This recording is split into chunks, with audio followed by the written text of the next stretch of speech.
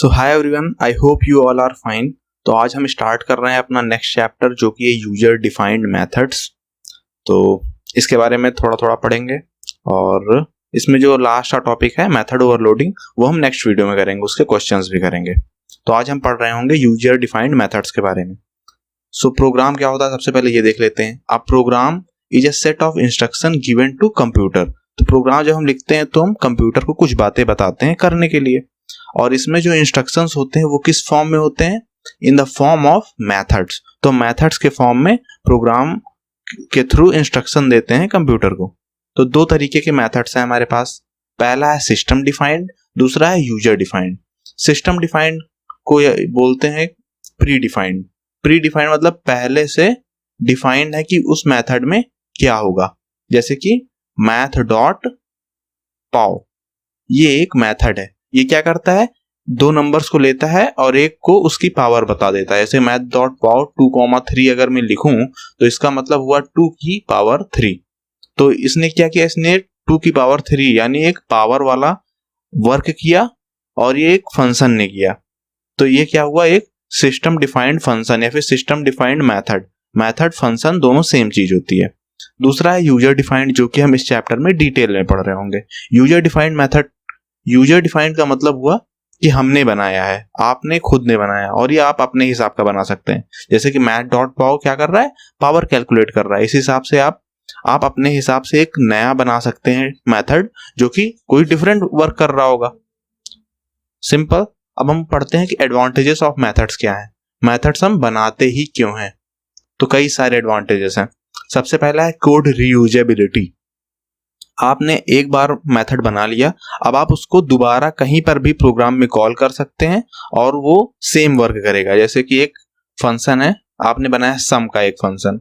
अब ये कैसे बनाते हैं अभी बताएंगे। मान लो ये सम का फंक्शन है, ये एक सम का फंक्शन है, तो आप जितनी बार इसको बुलाएंगे ये वर्क करेगा, आपको सम करके देगा। तो सम तो काफी सिंपल है। मान लो कह सकते हैं कि पावर निकालने का एक फंक्शन है, तो आप जितनी बार चाहेंगे पावर निकाल लेंगे। ऐसे आपको 2 × 3 अगर 2 की पावर 3 कैलकुलेट करना है तो आपको कितनी बार? 3 बार मल्टीप्लाई करना पड़ेगा। सिंपल आप मैथ डॉट पावर लिख सकते हैं, तो आप जितनी बार चाहें उतनी बार यूज कर सकते हैं। ऑल्दो ये सिस्टम डिफाइंड है math dot power, user defined और ज्यादा यूजफुल होते हैं क्योंकि आपको बार बार वही काम नहीं करना पड़ता। एक बार मेथड बना दीजिए, उसके बाद जब मन हो उसको कॉल कर लीजिए। कॉल कैसे करेंगे ये हम आगे बताएंगे।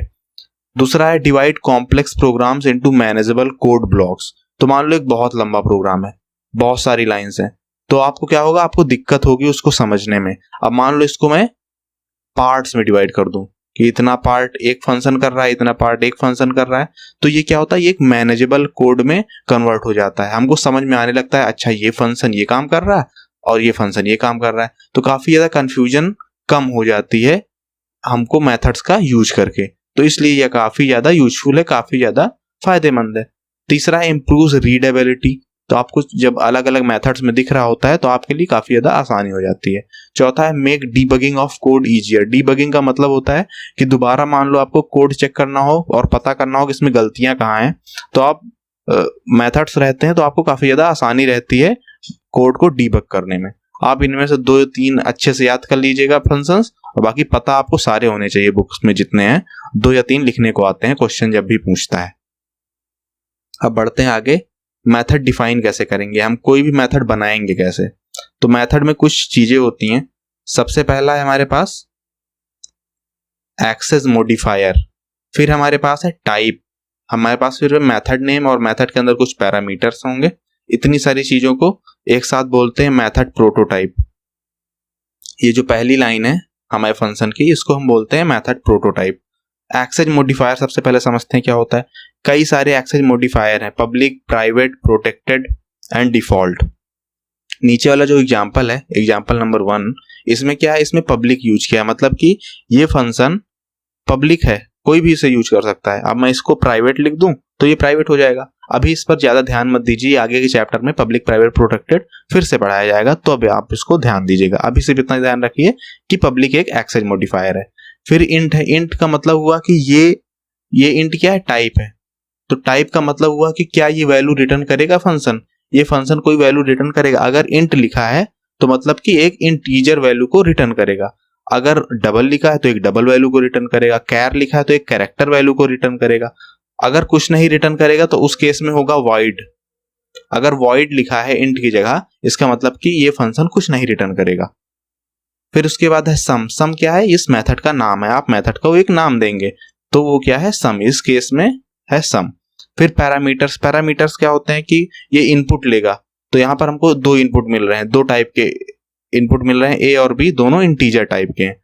तो ये दो इनपुट है हमारे पास जो कि हमें मिल रहे हैं, दोनों इंटीजर टाइप के हैं।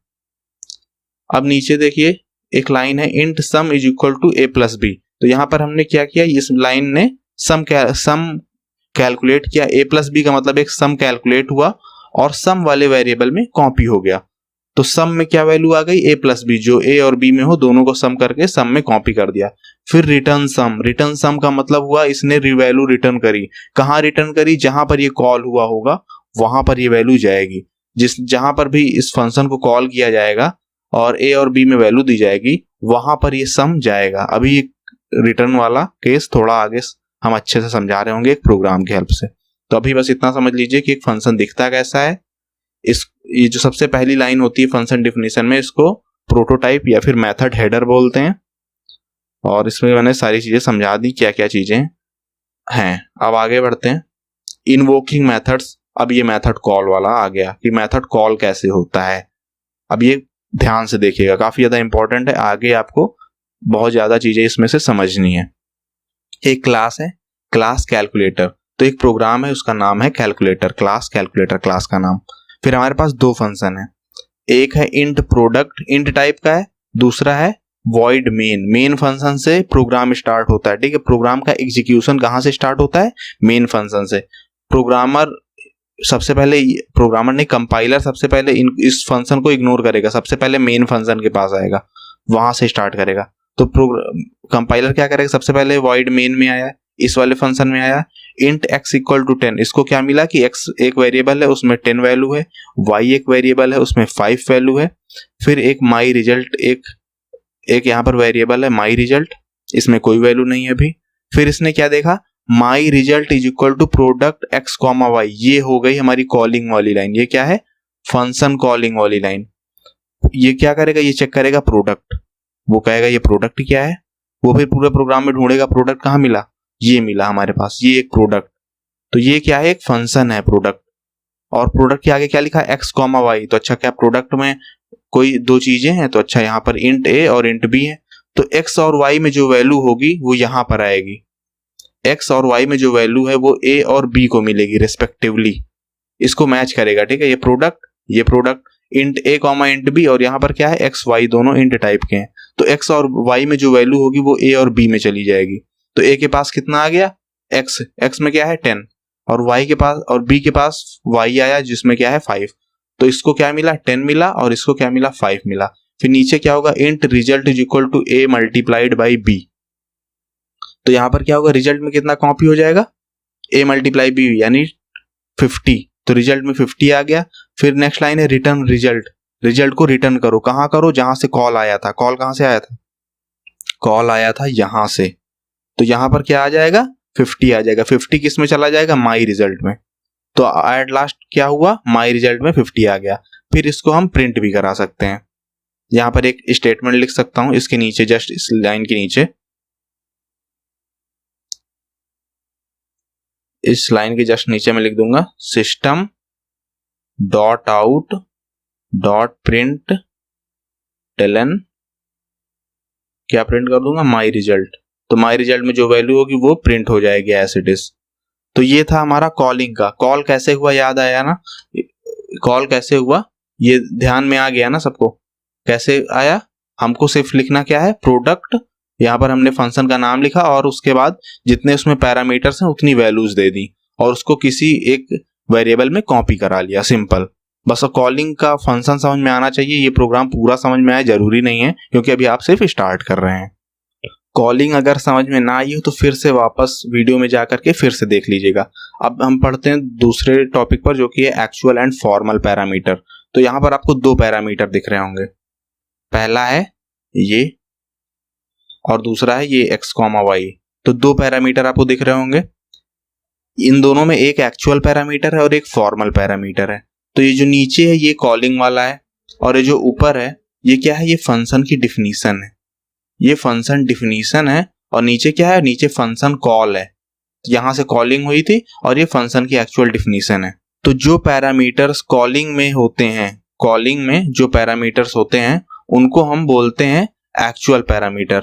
तो जो पैरामीटर्स कॉलिंग वाली लाइन में होते हैं उनको हम बोलते हैं एक्चुअल पैरामीटर्स, और जो पैरामीटर होते हैं फंक्शन डिफिनीशन में उन्हें हम बोलते हैं फॉर्मल पैरामीटर्स। ठीक है, तो इसकी डिफिनीशन याद रखिए, parameter that appear in method invocation are called actual parameter, यानी फंक्शन कॉल या फिर मेथड फंक्शन इन्वोकेशन में जो होते हैं उन्हें हम एक्चुअल पैरामीटर बोलते हैं। And function parameter that appear in function definition, ये जो ए और बी है ये यहाँ पर क्या है, फॉर्मल पैरामीटर है। फंक्शन डिफिनीशन वाले फॉर्मल कहलाते हैं और फंक्शन कॉलिंग लाइन में जो हमको दिखते हैं उन्हें हम क्या बोलते हैं, उन्हें हम एक्चुअल पैरामीटर बोलते हैं। तो यहाँ पर एक्स वाई क्या है, एक्स वाई एक्चुअल है और जो ए और बी है ये क्या है, फॉर्मल पैरामीटर्स है। तो इस तरीके से आप याद रख सकते हैं। सिंपल डिफिनीशन है, याद रखिए क्योंकि ये इंपॉर्टेंट चीजें हैं। अब नेक्स्ट है हमारा pass by value and pass by reference. तो ये कॉलिंग का ही एक पार्ट है कि हम वैल्यू बाय वैल्यू पास कर रहे हैं या फिर बाय रेफरेंस पास कर रहे हैं। तो समझिए यहाँ पर value of actual parameter copied to formal parameter. तो अभी जो हमने क्वेश्चन किया, अभी जो हमने ये प्रोग्राम देखा, इसमें क्या हुआ, एक्चुअल पैरामीटर की जो वैल्यूज हैं वो फॉर्मल पैरामीटर में कॉपी कर दी गई। तो इसे हम पास बाय वैल्यू बोलते हैं। And any change to formal parameter does not reflect in actual parameter. अब यहाँ पर ये देखिए, अगर मान लो इस प्रोग्राम में मैंने ए और बी को कुछ चेंज कर दिया, यहाँ पर ए है और यहाँ पर ये बी है, अगर ए और बी में मैंने चेंज कर दिया, प्लस माइनस कुछ कर दिया, तो क्या एक्स और वाई पर कुछ फर्क पड़ेगा? कोई फर्क नहीं पड़ेगा। ठीक है, तो इसे हम बोलते हैं पास बाय वैल्यू। लेकिन जब पास बाय रेफरेंस होता है तो पास बाय रेफरेंस में क्या करते हैं, वैल्यू नहीं पास करते हैं, हम वैल्यू का एड्रेस पास करते हैं या फिर वैल्यू का रेफरेंस पास करते हैं। तो उस केस में वैल्यूज कॉपी नहीं होती, एक्चुअल पैरामीटर है वो जाके फॉर्मल में कॉपी नहीं होता, बल्कि जो फॉर्मल पैरामीटर है उसको वैल्यू का एड्रेस मिलता है, वैल्यू नहीं मिलती, वैल्यू का एड्रेस मिलता है। तो any change to formal parameter, यानी any change to formal parameter is seen in actual parameter. अगर तुमने फॉर्मल पैरामीटर को चेंज किया तो वो एक्चुअल पैरामीटर में दिखता है। ठीक है, क्योंकि ये दोनों यहाँ पर वैल्यू नहीं पास की जा रही, यहाँ पर हम एड्रेस पास कर रहे हैं। तो ये डिफरेंस होता है पास बाय वैल्यू और पास बाय रेफरेंस में। नेक्स्ट टॉपिक है हमारा static method and non static method. तो यहाँ पर क्या है, स्टैटिक मेथड दिखता कैसा है, उसमें एक स्टैटिक कीवर्ड लगा होता है। तो अभी जो हमने क्वेश्चन किया था, प्रोग्राम किया था, यहाँ पर ये देखिए, यहाँ पर ये स्टैटिक लिखा हुआ है ना, तो ये क्या है, ये एक स्टैटिक फंक्शन है या फिर स्टैटिक मेथड है। तो अगर स्टैटिक लिखा हुआ है तो इसका मतलब वो क्या है, वो है एक स्टैटिक मेथड है। अगर if they do not have static keyword तो वो क्या हुआ, एक नॉन स्टैटिक मेथड हुआ। अब स्टैटिक मेथड का फायदा क्या होता है, you can access these methods without creating object. Object बनाए बिना आप इस मेथड को एक्सेस कर सकते हैं। लेकिन नॉन स्टैटिक मेथड में ऐसा नहीं है, यहाँ पर आपको you have to create an object to access such methods. Example दिखा देता हूँ, ये मैंने बुक से उठा लिया है। तो यहाँ पर देखिए, यहाँ पर एक पब्लिक क्लास है, ठीक है, ये यहाँ पर हमने क्लास बनाई है, यहाँ पर दो फंक्शन है, दो मेथड्स है। ये पहला है, ये एक स्टैटिक मेथड है, ये दूसरा है, ये एक नॉन स्टैटिक है। ये दिख रहा होगा, यहाँ पर स्टैटिक लिखा हुआ है, इसमें स्टैटिक नहीं लिखा हुआ है कहीं पर भी। ठीक है, और यहाँ पर मेन फंक्शन है, यहाँ से कॉल किया जाता है। मेन फंक्शन से ही मोस्ट कहीं पर भी आप कॉल कर सकते हैं, पर यहाँ पर मेन फंक्शन में कॉल किया गया है। देखो कैसे कॉल किया गया है। ये पहला जो फंक्शन है, पहला मेथड है, इसमें एक पैरामीटर है y, और ये क्या कर रहा है, result is equal to y into y, मतलब क्यूब यहाँ पर कैलकुलेट करके रिटर्न कर रहा है। तो ये फंक्शन का काम क्या है, रिटर्न क्यूब ऑफ वैल्यू। तो अगर y में कोई वैल्यू आपने भेजी यहाँ पर तो उसका क्यूब रिटर्न करता है, और ये भी दूसरा वाला भी क्यूब ही रिटर्न करता है। लेकिन ये क्या है, ये एक नॉन स्टैटिक टाइप है, पहला वाला स्टैटिक टाइप है। तो यहाँ पर मेन फंक्शन है, मेन फंक्शन में a और b सबसे पहले बनाया गया, फिर एक ऑब्जेक्ट बनाया गया। यहाँ पर देखो demo class demo class class का नाम है, class object is equal to new demo class. यहां पर ये ऑब्जेक्ट बनाया गया ना, अब ऑब्जेक्ट बनाया गया, ऑब्जेक्ट का नाम क्या है, क्लास ऑब्जेक्ट। फिर उसके बाद क्या है, A is equal to class object dot find cube 4। ये यहां पर कॉलिंग वाली लाइन है, ये क्या है, ये कॉलिंग वाली लाइन है, यहां से कॉल किया गया, लेकिन कॉल करने से पहले यहां पर ये वर्ड लिखा गया class object dot find cube. यहां पर क्या किया गया, मैथ उस ऑब्जेक्ट का यूज किया गया टू कॉल एनी फंक्शन। तो यहां पर ऑब्जेक्ट का यूज किया गया ना, क्योंकि ये नॉन स्टैटिक था इसलिए हमको ऑब्जेक्ट बना करके ऑब्जेक्ट का यूज करके कॉल करना पड़ा। अगर ये नॉन स्टैटिक टाइप अगर ये स्टैटिक टाइप होता तो हमको यहाँ पर ऑब्जेक्ट बनाने की जरूरत नहीं पड़ती। दूसरा देखिए, B is equal to demo class dot find cube static. यहाँ पर डेमो क्लास यानी हमने यहाँ पर क्लास का यूज करके ही इस वाले फंक्शन फाइंड क्यूब स्टैटिक को कॉल कर दिया, क्योंकि ये एक स्टैटिक टाइप का था। अगर ये स्टैटिक टाइप का था तो हमने बिना ऑब्जेक्ट बनाए कॉल कर दिया, और अगर नॉन स्टैटिक टाइप है तो हमको क्या करना पड़ा, ऑब्जेक्ट बनाना पड़ा। ये ऑब्जेक्ट बनाया, 20th लाइन जो है इसमें ऑब्जेक्ट बनाया गया है। ऑब्जेक्ट बनाना सिखाया था मैंने पिछले वीडियो में। तो इतना समझ लीजिए, अगर आपने स्टैटिक फंक्शन बनाया है तो बिना ऑब्जेक्ट बनाए कॉल कर सकते हैं, लेकिन अगर आपने नॉन स्टैटिक फंक्शन बनाया है तो उसके लिए आपको ऑब्जेक्ट बनाना पड़ेगा। ठीक है, बस इतना सा काम है। तो मतलब स्टैटिक लिख दिया तो आपको फालतू की झंझट से बच जाएंगे। तो बस यही था चैप्टर में। इसके आगे जो चैप्टर में है वो है मेथड ओवरलोडिंग। तो मेथड ओवरलोडिंग का क्वेश्चन हर बार आता है, और मेथड ओवरलोडिंग क्या होता है ये सब हम आगे की वीडियो में पढ़ेंगे। आई होप कि मैंने आपको सारी चीजें क्लियर कर दी होंगी। वीडियो अच्छी लगी हो तो लाइक कर देना, चैनल को सब्सक्राइब कर देना। मिलते हैं नेक्स्ट वीडियो में, बाय बाय।